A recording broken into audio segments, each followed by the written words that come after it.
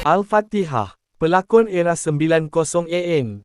RIDANI Gani kembali ke rahmatullah. Sebelum kita melangkah jauh, yang belum lagi subscriber, apa kata anda subscriber dan tekan butang loceng untuk notifikasi video selanjutnya? Ketika sedang menerima rawatan akibat kanser ovari di Hospital Selayang, Selangor, pelakon era 1990-an, Ridani Gani, 52, dilaporkan telah meninggal dunia kira-kira jam 7 pagi tadi. Berita pemergian Allahyarham disahkan teman rapatnya, Yaya Mambong, di mana kongsinya lagi, jenazah Allahyarham akan dibawa ke Masjid Bukit Damansara bagi urusan pengurusan jenazah. Assalamualaikum, saya baru menerima berita Ridani sudah meninggal dunia. Kira-kira jam 7 pagi tadi.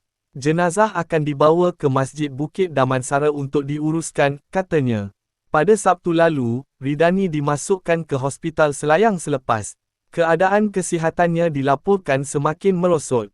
Difahamkan, Allahyarham berada dalam keadaan sangat kritikal dan menerima rawatan rapi. Ridani meninggalkan dua cahaya mata, Muhammad Faris Syamil Jaafar, 35, dan Muhammad Faik Faisal Jaafar, 33.